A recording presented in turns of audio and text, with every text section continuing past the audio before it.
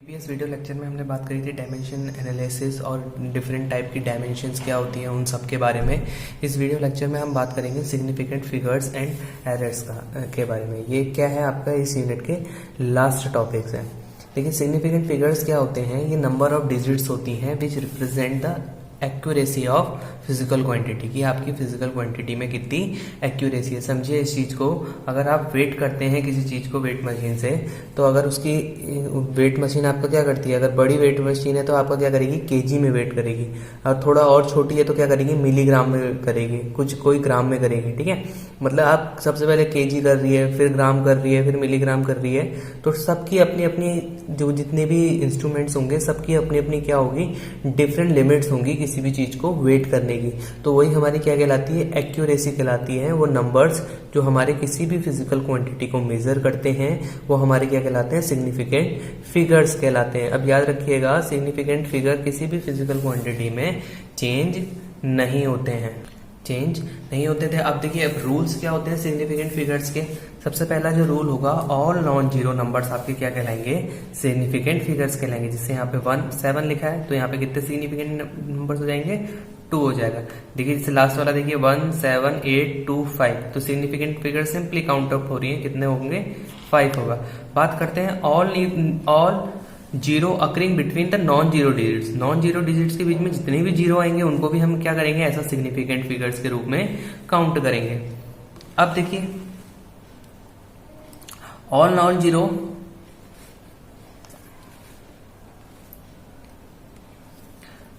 Zero digits, last non zero क्या, देखिए अगला क्या होगा, जो लास्ट में नॉन जीरो लगेगा किसी भी डिजिट्स के लेफ्ट साइड जो आप अगर जीरो ऐड करते हैं, ठीक है, तो वो हमारा क्या होगा, सिग्निफिकेंट फिगर्स के रूप में उसे काउंट नहीं करेंगे। जैसे देखिए 2 0, सिग्निफिकेंट फिगर कितना होगा, खाली 1 होगा। जैसे 2 0 3 5 0, तो सिग्निफिकेंट फिगर कितने काउंट करेंगे, 4 काउंट करेंगे। देखिए कंफ्यूज मत होइएगा, अगले जो चीजें हैं देखिए अगला क्या है, all zero of the right. देखिए राइट में जितने भी जीरो होंगे, ठीक है, पॉइंट के बाद राइट में देखिए पॉइंट लगाया, आगे देखिए हमने जीरो लिखा और यहाँ पे 4 लिखा, तो आपके यहाँ पे जितने भी पॉइंट के बाद जीरो हैं उसको आप काउंट नहीं करेंगे। याद रखिएगा सिग्निफिकेंट फिगर में, तो कितना सिग्निफिकेंट फिगर हो जाएगा यहाँ पे, 0.04 के बाद कितना हो जाएगा, 1 0 0 0 4 5 6, 4 के बाद कितने सिग्निफिकेंट फिगर्स होंगे यहाँ पे काउंट करेंगे तो 4 ओनली। देखिए अगला जो हमारा है पॉइंट के, देखिए आगे वाले जीरो तो आप काउंट नहीं करते हो, पर पीछे वाले जीरो को काउंट किया जाता है। अब देखिए पीछे वाले जीरो को काउंट क्यों किया जाता है, देखिए इसकी एक वजह यह है कि समझिए हम जब राउंड ऑफ करते हैं किसी चीज को, तो इसका मतलब 2 के पीछे कोई चीज ऐसी रही होगी जो क्या रहा होगा, जिसको राउंड ऑफ करके आपने खाली जीरो वाली चीज ले ली, जैसे 2.201 रहा होगा तो आपने 1 को इंक्लूड नहीं किया है, तो 1 0 ये दिखा रहा है कि इसके आगे एक्यूरेसी, ये नंबर आपको क्या कर रहा है, किसी भी फिजिकल क्वांटिटी के लिए एक्यूरेसी फाइंड आउट दे रहा है। ठीक है, इसका मतलब इसके पीछे कोई 1 2 ये 3 ऐसा और भी एक आइडिया जैसा दे रहा है कि फिजिकल क्वांटिटी को आप और लोअर उसमें मेजर कर सकते हैं। तो इसीलिए सिग्निफिकेंट फिगर हमारा क्या करता है, एक्यूरेसी को मेजर करने के लिए काम आता है। तो यहाँ पे क्या है देखिए 2.0, तो यहाँ का जीरो भी क्या होगा, एज अ सिग्निफिकेंट फिगर आप काउंट करेंगे। देखिए अगला क्या है, अब अगला हमारा है कि कैसे राउंड ऑफ किया जाता है, नंबर्स को कैसे राउंड ऑफ करते हैं। सिंपली 2 रूल तो हमको हमेशा पता है कि राउंड ऑफ करने का पहला रूल क्या है, अगर यहाँ पे देखिए जैसे आ गया 0.64, तो ये 4 क्या है, 5 से छोटा है, तो राउंड ऑफ करके इसे क्या बना देंगे, 8.6। ऐसे अगला क्या है 8.66, यहाँ पे राउंड ऑफ करके सिंपली अगर 6 क्या है 5 से बड़ा है तो क्या बना देंगे 7।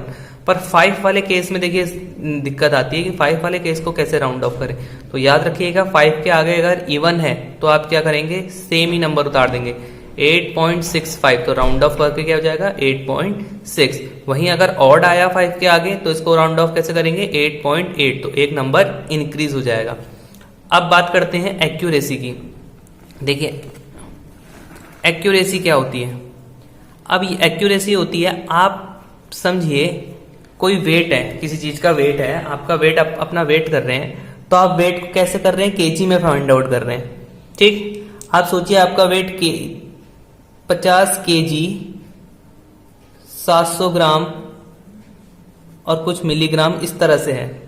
ठीक, तो तो आप कितना एक्यूरेटली अपने वेट को मेजर करते हैं, वो क्या कहलाता है, आपका एक्यूरेसी कहलाता है। The closeness of the measure value of the true value of physical quantity is known as the accuracy of measurement, कि आपके मेजरमेंट आपका जिससे भी आप मेजर कर रहे हो उसमें कितनी एक्यूरेसी है, वो उसका क्या कहलाएगा, वो कितना ज्यादा आपके सटीकता से आपकी चीजों को मेजर कर पाता है। अगली बात आती है प्रिसीजन की। देख प्रिसीजन क्या कहलाता है, किस लिमिट तक, ठीक है, किस लिमिट तक कोई भी चीज आपकी चीज को मेजर कर पाती है, वो आपका क्या कहलाता है, प्रिसीजन कहलाता है। प्रिसीजन मीन द एक्सटेंट और limit to which the measurement of a physical quantity done. तो किस फिजिकल क्वांटिटी तक आपकी फिजिकल क्वांटिटी किसी भी इंस्ट्रूमेंट से किस लेवल तक, किस लिमिट तक मेजर की जाती है, वो उसका क्या कहलाता है, प्रिसीजन कहलाता है, याद रखिएगा। अब देखिए, अब बात करते हैं एरर्स। देखिए एरर्स, किसी भी चीज के मेजरमेंट में एरर्स आते क्यों? देखिए सबसे नंबर 1 इसका रीजन क्या हो सकता है, इंस्ट्रूमेंटल एरर, कि जिस भी इंस्ट्रूमेंट से आप निकाल रहे हैं, किसी भी चीज की वैल्यू फाइंड आउट कर रहे हैं, सिग्निफिकेंट फिगर्स देखें मेजर कर रहे हैं किसी भी फिजिकल क्वांटिटी का, तो उसके इंस्ट्रूमेंट में ही कुछ कमी आ जाए। समझिए आपके पास एक स्केल है, ठीक है, जिससे आप लाइन मेजर कर रहे हैं, बट स्केल्स में आपके जो नंबर्स हैं, ठीक है, वो इक्वल डिस्टेंस में है ही नहीं, तो आप क्या करेंगे, मेजर गलत कर देंगे, ठीक। तो ये कैसा कहलाएगा, इंस्ट्रूमेंटल एरर कहलाएगा। पर्सनल एरर में ऐसा है, यहाँ पे कुछ लिखा था 0.1, 0.2, 0.3, पर आपने 0.3 ना मेजर करके इसे 0.4 लिख दिया अपनी कॉपी में, ठीक है। जो एरर आपके द्वारा होगा वो क्या कहलाएगा, आपका पर्सनल एरर। नेचुरल एरर समझिए क्या होगा, नेचर के द्वारा जो भी एरर्स होंगे वो नेचुरल एरर होंगे, समझिए। अब आपका ओम रेजिस्टेंस है, एक वायर है, वायर में क्या होगा, रेजिस्टेंस होगा। रेजिस्टेंस मतलब करंट को रोकने की कैपेसिटी ही क्या कहलाती है, किसी भी सब्सटेंस की करंट को रोकने की कैपेसिटी आपकी क्या कहला रही है, हम इसको कह रहे हैं रेजिस्टेंस। अब सोचिए रेजिस्टेंस क्या करता है, टेम्परेचर के साथ वेरी करता है। रेजिस्टेंस आपका क्या करता है, रेजिस्टेंस टेम्परेचर के साथ वेरी करता है।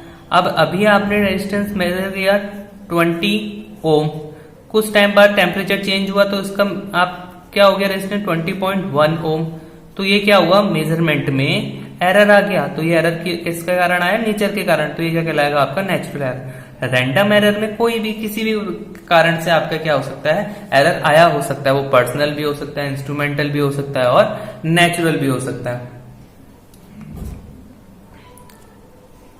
देखिए अब बात करते हैं टाइप्स ऑफ एरर, कैसे कैसे एरर होते हैं। देखिए एक नंबर 1 यहाँ पे हमारे पास क्या होता है, एब्सोल्यूट एरर। इसे कैसे निकाला जाता है, एब्सोल्यूट एरर को delta X I equals to X bar minus X I का होल मॉड। देखिए आपने क्या किया, एक्स क्या है, mean value of measure quantity, measure quantity की मीन वैल्यू।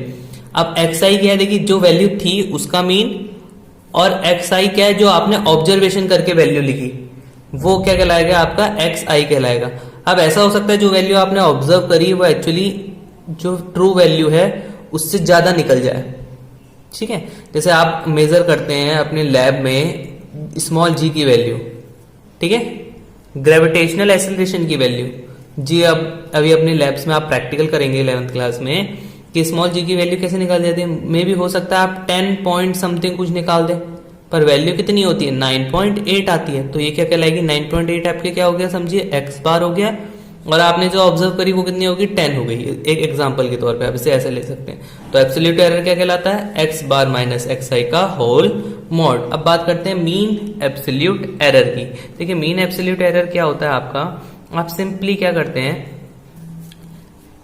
यहाँ पे जैसे एब्सोल्यूट एरर निकाला, एक बार निकाला, फिर दूसरी बार आपने देखा एब्सोल्यूट एरर कुछ आया, फिर दूसरी बार निकाला, फिर तीसरी बार निकाला, ऐसे क्या किया, कुछ सर्टेन लिमिट्स तक एब्सोल्यूट एरर आप निकालते गए और उनका आपने मीन निकाल लिया। टोटल नंबर जितने भी बार आपने किया और पर्टिकुलर उससे क्या किया, आपने डिवाइड कर दिया। सिंपल एरर, एब्सोल्यूट, बहुत सारे एब्सोल्यूट एरर्स निकाले, उनका आपने मीन ले लिया, ठीक। तो इसे कैसे दिखाएंगे, 1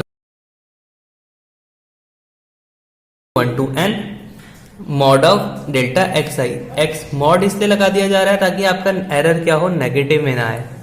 देखिए कुछ ऐसा समझिए, मॉड लगाने का रीजन ये है, अगर आप आपको लानी थी 1 kg चीनी, पर आप ले आते हैं 950 ग्राम चीनी, तो आपका एरर कितना आ गया, 50 ग्राम का। एक्चुअली ये एरर किस में, नेगेटिव में। वहीं आप 1050 ग्राम लाते तो एरर किस में आया था, पॉजिटिव में। बट हमको ये नहीं दिखाना है कि ये इस तरह से आया। हम क्या करते हैं, इसलिए इसको मॉड लगा दें ताकि हमें पता चले कि एरर हमारा 50 का है सिंपली। तो ये ज्यादा या कम कैसे भी हो सकता है, ठीक है। अब आता है आपका रिलेटिव एरर। रिलेटिव एरर में आप क्या करते हैं, जो आपका ये देखिए मीन एब्सोल्यूट एरर निकल रहा था उसको क्या करते हैं, जो आपकी ट्रू वैल्यू होती है फिजिकल क्वांटिटी की उससे क्या करेंगे, डिवाइड कर देंगे। तो ये आपका क्या कहलाता है, रिलेटिव एरर कहलाता है। रिलेटिव एरर मोस्ट इंपोर्टेंट होता है, इससे रिलेटेड क्वेश्चन ही हमेशा पूछे जाते हैं, याद रखिएगा। डेल्टा एक्स इंटू 100 ये आप परसेंटेज में से निकाल सकते हैं। अब अगली जो बात हम करेंगे, कॉम्बिनेशनल ऑफ एरर। तो एरर के कॉम्बिनेशन से क्या होता है, अगर एक कोई फिजिकल क्वांटिटी है और दो फिजिकल क्वांटिटीज का सम है, एक फिजिकल क्वांटिटी जो किसी अन्य दो फिजिकल क्वांटिटीज का सम है, तो उनका जो एरर आएगा वो कैसे आएगा, delta A plus delta B के फॉर्म का होगा। कोई फिजिकल क्वांटिटी जो आपकी क्या है, दो फिजिकल क्वांटिटीज के डिफरेंस के बराबर है, तो उनके लिए भी एरर क्या आएगा, डेल्टा ए प्लस बी। ये याद रखिएगा, दोनों में ही एरर क्या होता है, प्लस होता है, चाहे फिजिकल क्वांटिटी ऐड हो रही हो या माइनस हो रही हो, पर जो एरर होगा वो हमेशा ऐड होगा। समझिए एक फिजिकल क्वांटिटी के कारण जो एरर आ रहा है और दूसरी फिजिकल क्वांटिटी के कारण जो एरर आ रहा है, ओवरऑल एरर क्या होगा, इंक्रीज होगा, डिक्रीज नहीं होगा, ठीक है। अगली बात हम करते हैं, अगर कोई फिजिकल क्वांटिटी दो अन्य फिजिकल क्वांटिटीज के प्रोडक्ट के फॉर्म में हो तो कैसा आएगा एरर। सिंपली आप यहाँ पे क्या करेंगे, देखिए मैंने यहाँ पे क्या किया, एरर प्लस माइनस कर दिया, और यहाँ पे दोनों में ए में जो एरर आया उसको भी प्लस माइनस कुछ भी आ सकता है, ऐसे बी में कर दिया। ओपनली अगर आप इसको ओपन करेंगे तो क्या आएगा, ए बी वाली जो क्वांटिटी आएगी, देखिए एक ये आएगी ए बी, अगली क्या आएगी, इसकी मल्टीप्लाई इससे करेंगे, फिर इसकी मल्टीप्लाई इससे होगी, तो समझिए इसकी मल्टीप्लाई इससे होगी तो एक आएगी ए बी प्लस, अगली क्या आएगी, और बाकी ये तीन आएंगी, देखिए A delta B plus minus B delta A plus minus delta A delta B. तो ए बी हमारा क्या है, जेड है, और यहाँ पे भी हमारा जेड है, तो जेड से जेड कैंसिल आउट हो जाएगा। अब हमने क्या किया, बोथ साइड डिवाइड कर दिया जेड से, और देखिए ये एरर है, ये भी एरर है, दो एरर्स का मल्टीप्लाई करके क्या होगा, क्वांटिटी बहुत छोटी हो गई, तो इसको हमने नेग्लिजिबल करके हटा दिया है। तो यहां से हमने जेड से जैसे डिवाइड किया, अभी हमें पता था ये एब्सोल्यूट एरर होता है, एरर अपॉन एब्सोल्यूट वैल्यू को जब हम डिवाइड करते हैं तो हमारा क्या आता है, रिलेटिव एरर आ जाता है। तो रिलेटिव एरर आ गया, तो हमने कहा जो हमारा रिलेटिव एरर आता है किसी भी प्रोडक्ट की क्वांटिटी में वो कितना होता है, relative error of a physical quantity plus relative error of B physical quantity. ऐसी देखिए अगला, अगर कोई फिजिकल क्वांटिटी हमारी डिवाइड के फॉर्म में, एक फिजिकल क्वांटिटी जेड जो डिवाइड होती है, देखिए कैसे बनी है, ए डिवाइडेड बाय बी की फॉर्म में बनी है, तो उसके लिए भी जो हमारा एरर आएगा, देखिए अगर मैं इसको ऐड कर दूं, देखिए हमने यहाँ पे क्या किया है, प्लस माइनस एरर को इसमें जोड़ दिया है, ठीक है। अब देखिए मैं इसको ले गया हूं ऊपर, b plus minus delta b की होल पावर माइनस 1।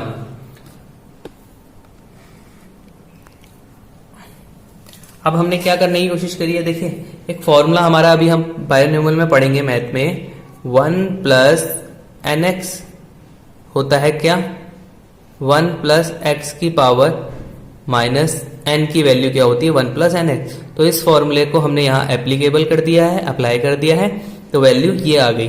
तो अब देखिए यहाँ से ए बी, ये अगर मैं 1 कॉमन लूँ तो यहाँ पे भी एक ए बी हो जाएगा, यहाँ पे भी एक ए बी हो जाएगा, और एक क्वांटिटी देखिए ये वाली मल्टीप्लाई होगी, delta a upon A delta b upon B. तो दो बहुत छोटी क्वांटिटी देखिए मल्टीप्लाई हो रही है, तो इसलिए हम उसको नेग्लिजिबल करके हटा देंगे।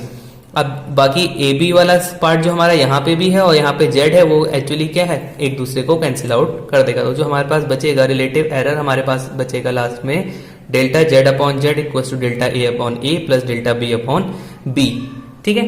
अब याद रखिएगा ये क्वेश्चन बहुत बार आता है कि एक फिजिकल क्वांटिटी ए है जो बी और सी अपॉन डी की whole power a b c से बनी है। तो ये कंपटीशन एग्जाम्स में भी आता है, बहुत बार आपके एकेडमिक एग्जाम्स में भी पूछा जाता है। तो सिंपली आपको कुछ याद नहीं रखना है, क्योंकि ये सब चीजें नहीं पूछी जाती है। इसका एक न्यूमेरिकल आता है, तो न्यूमेरिकल पोर्शन में आपने क्या करना है, जितना भी बी का रिलेटिव एरर दिया है, समझिए 5% दिया है, तो 5% इसकी पावर जितनी है ए प्लस बी का जितना भी दे रखा बी, और सी का रिलेटिव एरर समझिए 4% दे रखा है, मल्टीप्लाई 4%।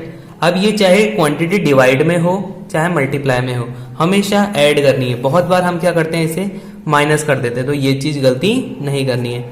सी इंटू डी का रिलेटिव वैल्यू समझे 3 दिया है, तो ये जितना भी आएगा ए बी सी की कुछ भी न्यूमेरिकल वैल्यू होंगी 1 2 3 4 जो भी इसमें गिवन होगी क्वेश्चन में, उसे पुट कर देना और आंसर आपका सामने होगा। ये बस याद रखना है कि डिवाइड में हो या मल्टीप्लाई में हो, रिलेटिव एरर्स हमेशा सम होते हैं। Thank you, God bless you all. I hope आपको आज का लेक्चर समझ में आया होगा।